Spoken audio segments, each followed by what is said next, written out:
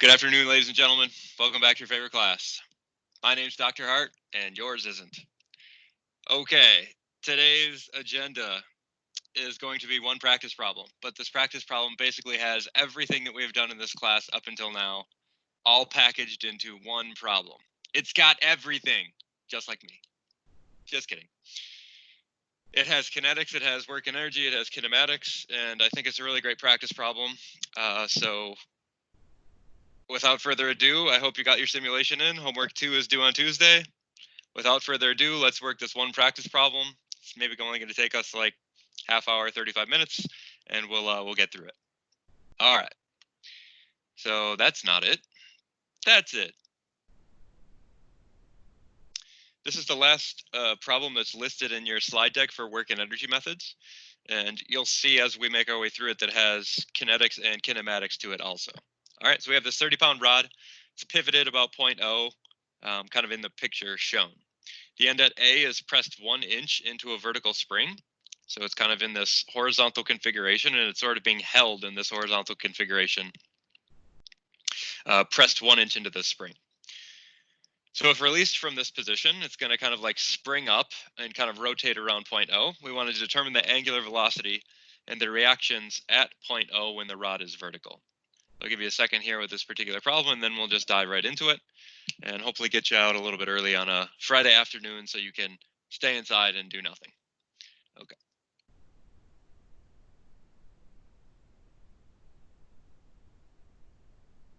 By the way, my new favorite thing is watching quarantine workout fail videos. Oh man, they're so funny.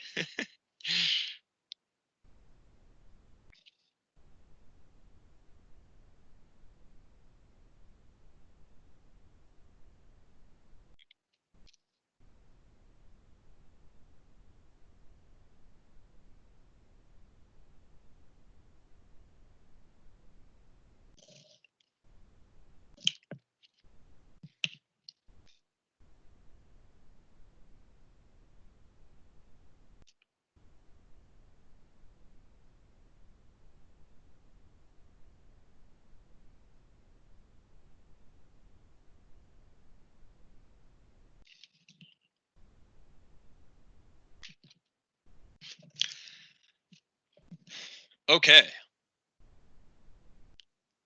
Hopefully you've had some time to copy down the problem.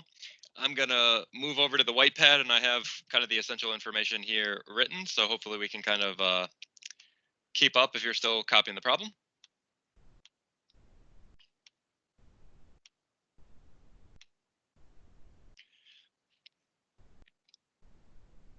So we should all sort of be able to see the, why is my little background still showing? All right, so here we are. Should be able to all see the problem at this point now. So we've got this rod, it's in this horizontal configuration, and we're asked about information for that rod when it's in a vertical configuration.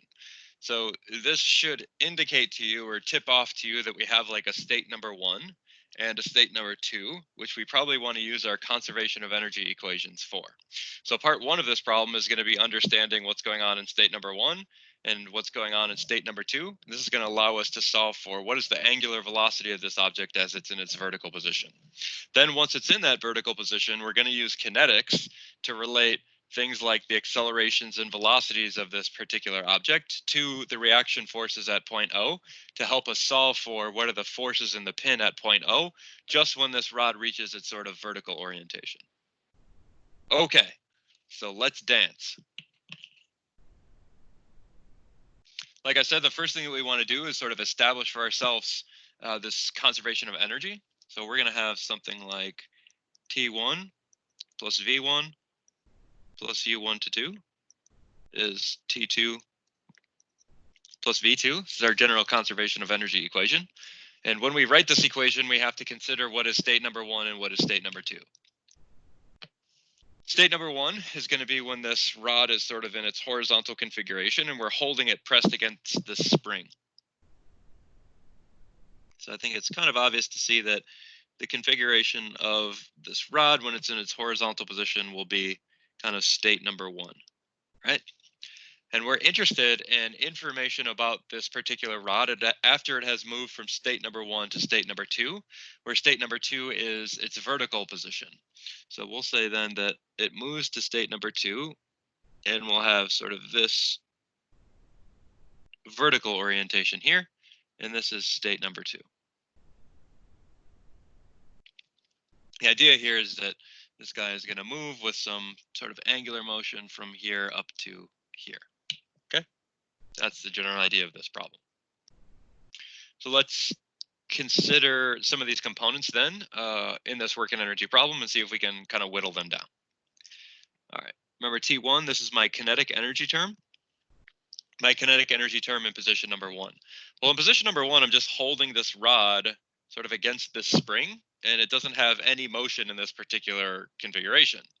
It's just sort of chilling. All right, it doesn't have any angular motion, doesn't have any linear motion. So, in the original configuration, it doesn't have any kinetic energy, so no motion. All right, so that was easy. So easy a caveman could do it. Next, potential energy in situation number 1. When we talk about potential energy, we could have potential energy from gravity or potential energy from elastic bodies acting on this object. In this particular situation, we can just kind of copy those down, say that we might have gravitational potential energy, or we might have elastic potential energy in situation number 1. When we talk about gravitational potential energy, this VG term, we have to define ourselves a datum or a reference point where we're going to say that the potential energy is 0. In this particular problem, let's understand that in situation number 1, the center of gravity of this object is roughly here.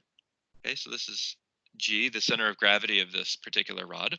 And as my rod rotates from its horizontal position to its vertical position, that center of gravity is going to move through some, 90-degree rotation into this particular position. All right. So this is the location of G in position 1. This is the location of G in position 2. So if we want to define for ourselves the datum, per our discussion yesterday, it's probably easiest to define the datum at the lowest point of interest for either state number 1 or state number 2. And in this situation, the lowest point of interest is state number 1. And so we can say that in this particular problem, let's define our datum right when this bar is horizontal and say that that's where we have 0 gravitational potential energy. All right, so my datum is right in that particular location. And in this situation then, in situation number 1, because my center of gravity is right at that datum, we'll assume that the potential energy from gravity is 0 because I'm lined up at the datum. So I'll say 0 because datum. All right. So that means the only thing we have to consider is the elastic potential energy in situation number 1, which we do have here. We're told that the spring is compressed at point A down 1 inch. So if I'm compressing a linear spring 1 inch, then the elastic potential energy associated with that is going to be 1/2 kx squared, where k is the spring constant and x is the displacement of the spring. So here, this is 1/2 the spring constant I was given as part of the problem, 1,800 pounds per inch, multiplied by the value of x. This is the amount that the spring has displaced. So this is 1 inch. Don't forget your square. Though in this particular case, it wouldn't really matter because 1 squared is 1. But if you want units to balance, okay, we have to consider that. All right, so multiplying this out, we're going to get 900 inch pounds. But when we're working in English units, we typically want to work in foot pounds because we typically talk about velocities and feet per second, and we use gravitational constants for mass using feet per second squared. So it's best to work in feet for these particular problems. So all you have to do is divide here by 12, and you'll end up with 75 foot-pounds. All right. So that is your potential energy in situation number 1. And this is because the spring being depressed has all this internal stored elastic energy that it wants to use to shoot up this bar and put rotation on this particular bar. All right. Next term we got to talk about is the work from position 1 to position 2. And this is the work of external forces. Well, as this rod is moving from position 1 to position 2, I'm not told anything about, let's say, friction at the pin at point O, which we saw in a problem yesterday. So I'm not told anything about friction at this particular point. I guess I'm going to kind of just assume that there's no friction there. I'm not told anything about like external forces pushing this bar up through the entire process. So I'm going to assume that there are no external forces on this guy either. So as I move from position number 1 to position number 2, there are no external forces. So here we have 0, and this is no external forces and moments.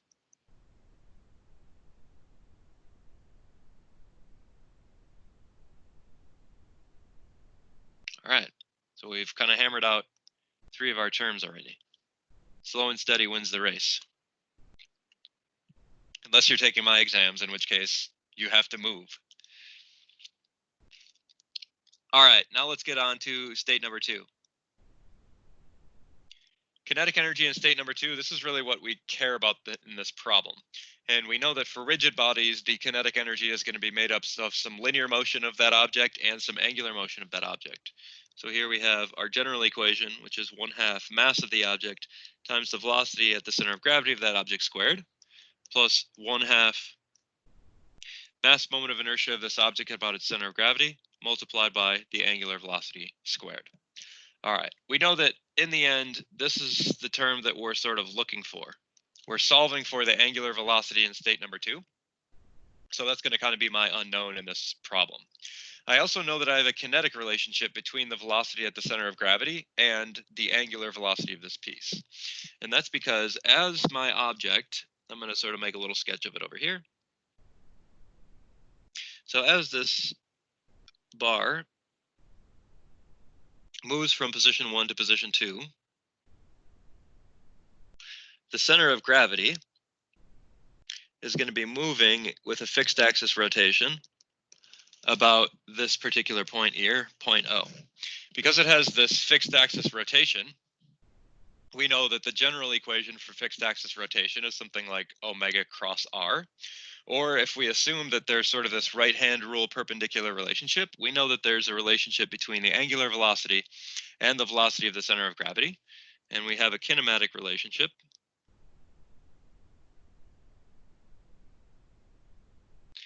between what is the velocity here at point G and the distance here between the axis of rotation at point O.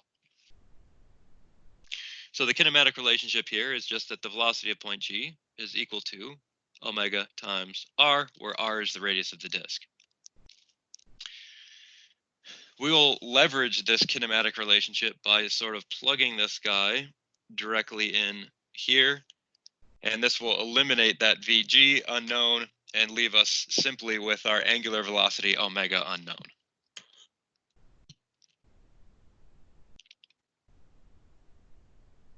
All right, so that's kind of a little aside over here.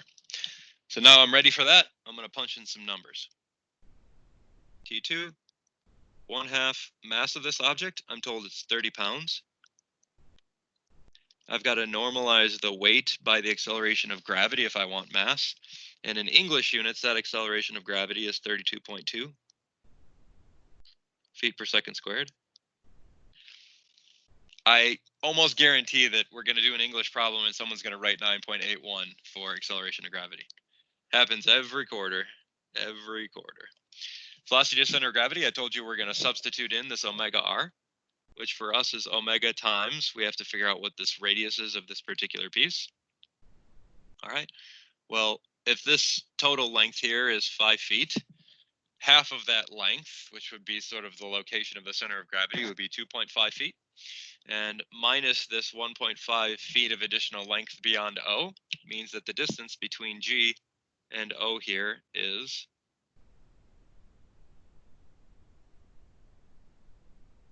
1.5 feet. Okay, half of the length of the rod minus that one additional foot of length at the end. So my kinematic relationship here is omega times 1.5 feet. Or if I plug in here for Vg, we're going to have something like 1.5 omega squared. Plus now my mass moment of inertia term, Here, because I have a thin, slender rod, it's 1/12 ml squared. Here, the mass again is going to be 30 pounds divided by 32.2 feet per second squared, multiplied by the length of this guy, 5 feet. Don't forget my squared, all multiplied by angular velocity of this object squared. So this is my kinetic energy term. And after sort of executing the algebra here, we're going to be left with just the unknown, that's the angular velocity of this piece in state number 2. So here, after working through your algebra, you'll get a value of 2.03 omega squared. Okay, so that's the 4th term out of the 5 that we need to solve for. So finally, my last term is the potential energy of the rod in position number 2.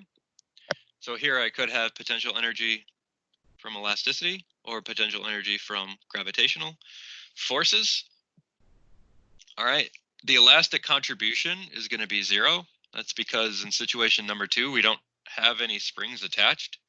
All right, in situation number 2, there's no, spring contributions anymore. We've sort of released our spring at A, and we're not assuming that it kind of like sticks on and adds additional spring forces. So here, no elastic potential energy, but we will have some gravitational potential energy. And that's because as I move my rigid body from this location 1, specifically the center of gravity, moving from location 1 to location 2, it's going to have a change in height, which is sort of this distance here, which we know to be 1.5 feet. So here, the general equation is mgh2, or for us, this is going to be the weight, 30 pounds, multiplied by the height that we have for our center of gravity in position 2 over position 1, which is 1.5 feet. After doing that algebra, in my head, 45 foot-pounds. All right, so that's your conservation of energy. We've accumulated all of our terms now for the conservation of energy equation, so let's go ahead with that.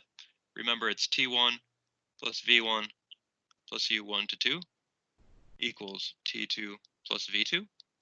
And we've raked in all of these particular pieces, so let's put them down. T1, 0 because we're at rest, plus V1, which is the elastic potential energy from the spring, which we found to be 75 foot-pounds,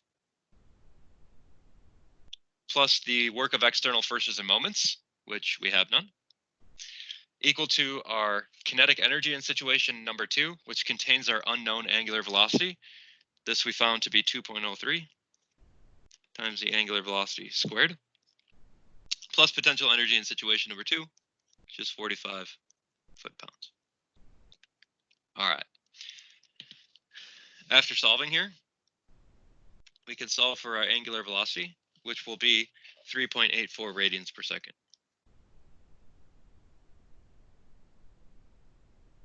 All right. Now remember that this particular value is a magnitude.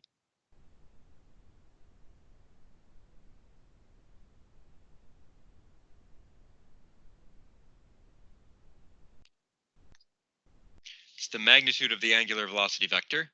We could sort of see by inspection in this picture that if I kind of like start in this horizontal position and sort of spring my way up to a vertical position, that it's going to kind of continue with this clockwise motion. So magnitude of omega is here, and we'll say that we're going to assume direction of negative k hat. It's because it kind of just looks like that's what's going to happen from the picture. The math can't really tell you that 100% for sure, but we're just going to kind of assume that with this particular picture. I will tell you that when we go to the kinetics analysis later, we're going to have that value squared anyway, so it doesn't matter whether you look at assuming this is in k hat or negative k hat, it won't really make a difference come later. All right, so that's sort of like part 1 of this problem, and that is using work and energy methods to solve for the angular velocity of this particular object in situation number 2. The next part of the problem involves kinetics and kinematics. Okay, so we still need the force at O. And for this, we need kinetics and kinematics.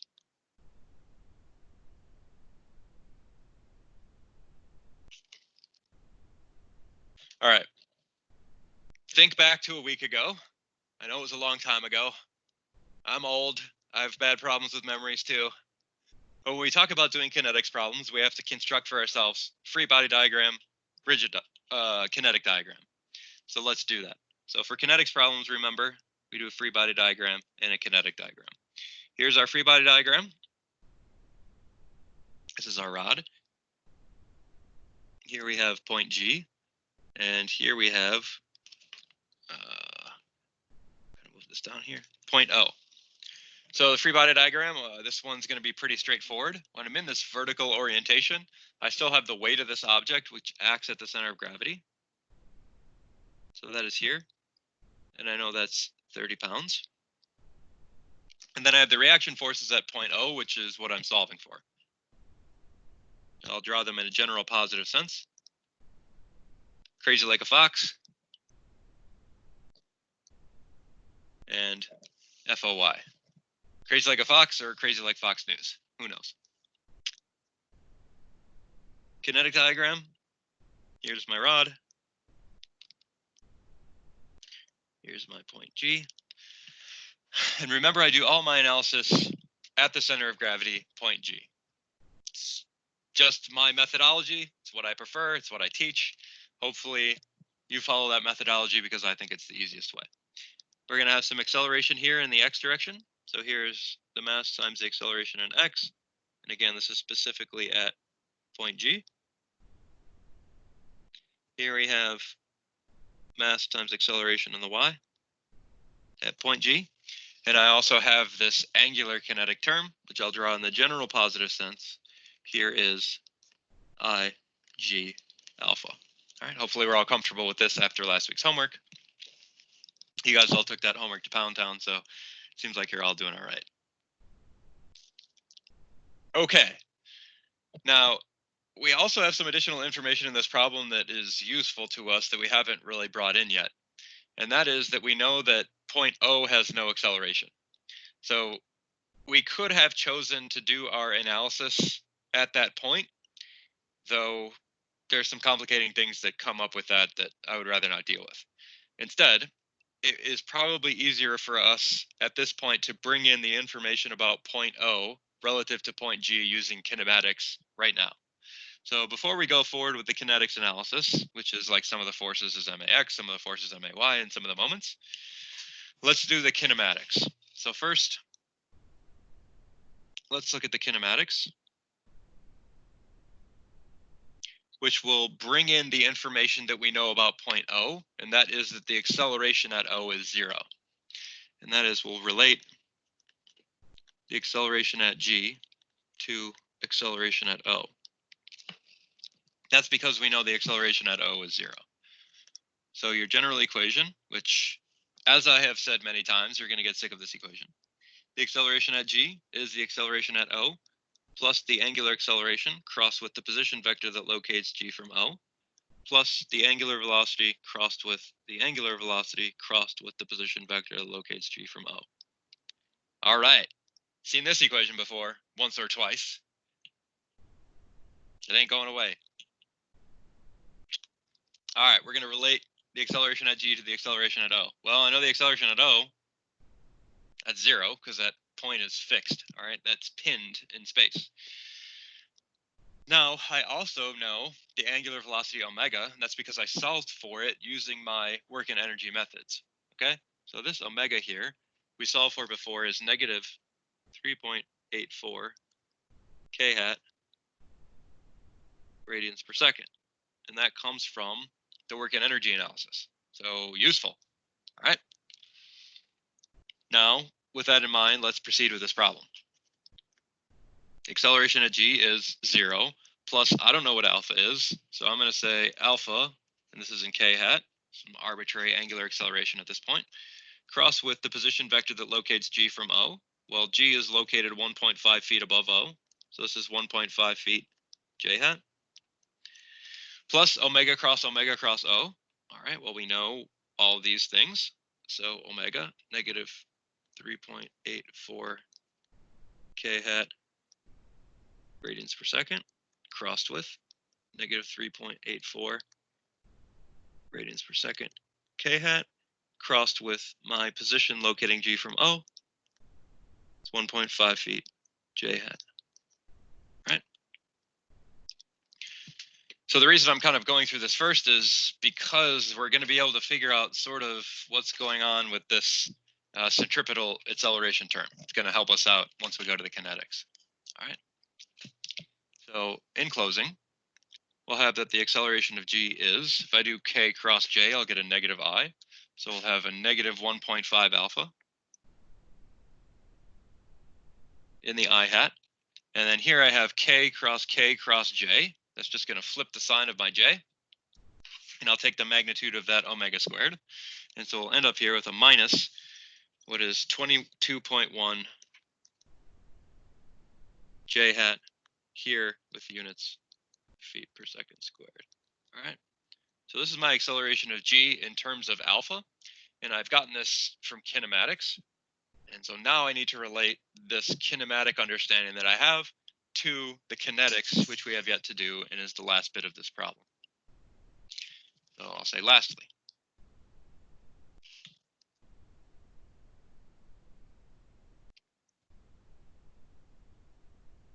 Is the kinetics. So those kinetics are sum of the forces X is MAX, and I'll specifically say that this is about point G. All right, well, coming back up to our picture, the forces that we have in X is just crazy like a fox. Force in F here is FOX equal to the mass times the acceleration at X of G. Okay, well, that acceleration of X is here, and now I have to multiply that by the mass. So the mass here, 30 over 32.2. We've done this one a couple times. Times the acceleration due to gravity in the X direction, negative 1.5 alpha.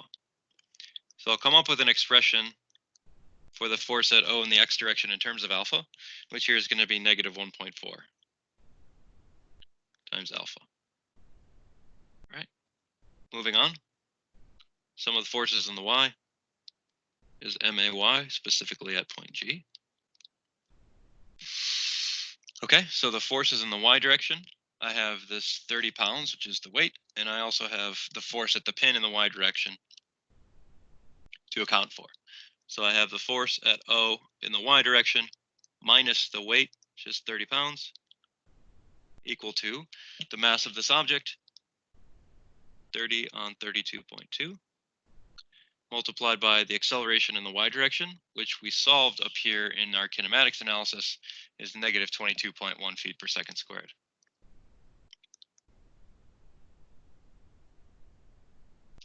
All right, so after the dust clears on the algebra here, you'll be left with the force at O in the Y direction as positive 9.4 pounds. All right, so this is part of our answer.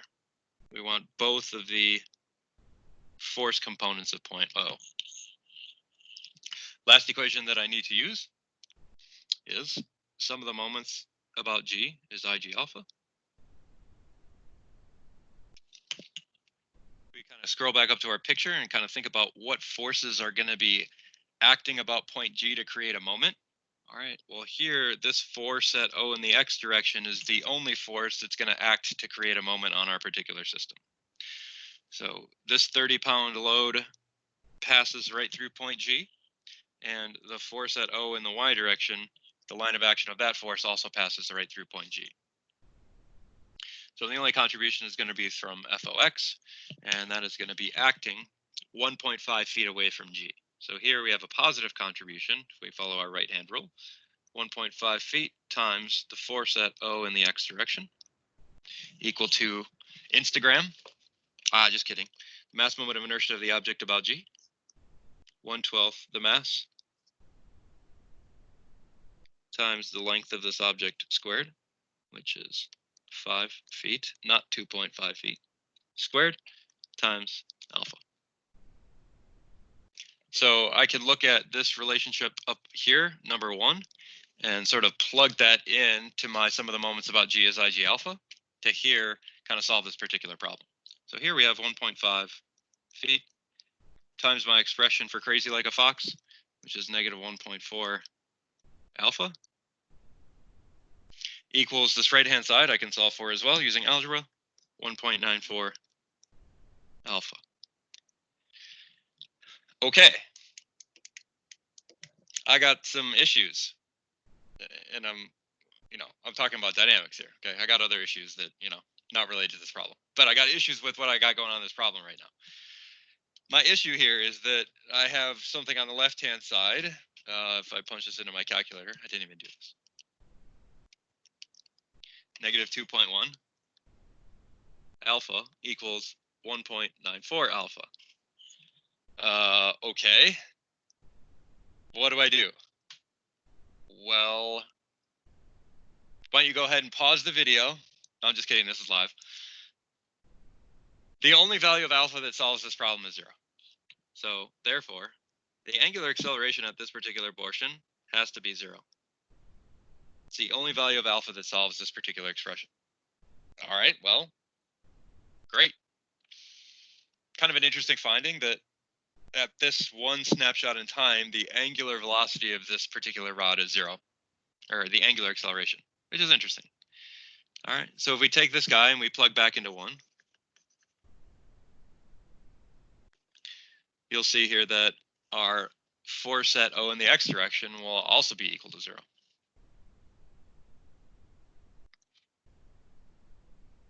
Crazy like a fox, also 0. No! The moral of the story is that we've solved for the force at O, sort of in vector form, which we have nothing in the I hat. And in J hat, we've got this 9.4 pounds here.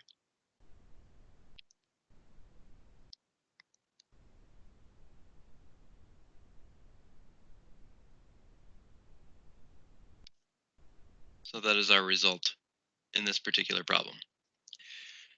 Some interesting things that kind of pop up here that I just want to talk about for a second. We see the angular acceleration of this bar happens to be 0 in this vertical orientation. That's kind of an anomaly. You wouldn't expect the angular acceleration to be 0 through the whole thing. So that means that this one particular snapshot in time, we have a constant angular velocity for this particular piece. Kind of interesting. All right.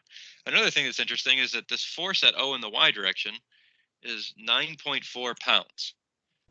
That means that, remember, our bar weighs 30 pounds. Okay, so if we didn't have like the dynamics of motion for this particular guy, then we would expect that the force at O would be resisting the weight with an equivalent 30 pounds of load. But because of like the spinning motion, the centripetal acceleration tends to want to pull this rod away from point O and sort of lighten the load of that particular rod. So we only have to support 9.4 pounds of the 30 pounds of the rod because there's this sort of dynamic motion which is sort of causing it to sort of like lift up off of that pin naturally. Okay, so that's kind of another interesting finding. All right, that's a long problem, has everything. Kinetics, kinematics, working energy. I'm tired. That was a lot. That's all I got for you today. It's Friday, so I hope you go out and don't enjoy the outdoors. Stay inside. Rawr. And that's it for today. Thanks for coming. I'll stick around if people have questions or want some clarification on this problem. I'll be happy to answer.